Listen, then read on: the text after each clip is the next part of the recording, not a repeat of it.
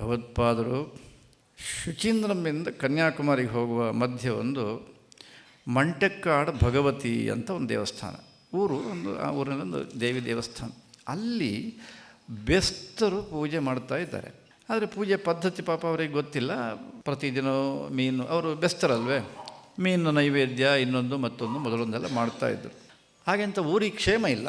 ಅದಕ್ಕೋಸ್ಕರ ಭಗವತ್ಪಾದರಲ್ಲಿಗೆ ಹೋಗಿ ಅವರನ್ನೆಲ್ಲ ಕರೆದು ಮಾತನಾಡಿಸಿ ಸಾತ್ವಿಕವಾದ ಪೂಜೆಯನ್ನು ಹೇಗೆ ಮಾಡಬೇಕು ಅನ್ನೋದನ್ನೆಲ್ಲ ಅವರಿಗೆ ತಿಳಿಸಿ ಅದನ್ನು ಒಂದು ಬದಲಾವಣೆ ಮಾಡಬೇಕಲ್ಲಿ ಅಂತ ಪ್ರಯತ್ನ ಪಟ್ಟಾಗ ಆ ಬೆಸ್ತರೆಲ್ಲ ಕೇಳಿದ್ರಂತೆ, ಅಲ್ಲ ನಾವು ಬಹಳ ವರ್ಷಗಳಿಂದ ಈ ನೈವೇದ್ಯ ಮೀನು ಪದಾರ್ಥ ಇದನ್ನೆಲ್ಲ ಮಾಡೋದು ನಮ್ಮ ಸಂಪ್ರದಾಯ, ಅದನ್ನು ಬಿಟ್ಟರೆ ನಮಗೆ ಎಲ್ಲರೂ ದೋಷ ಬಂದರೆ ಏನು ಮಾಡೋದು ಅಂತ ಕೇಳಿದ್ರಂತೆ.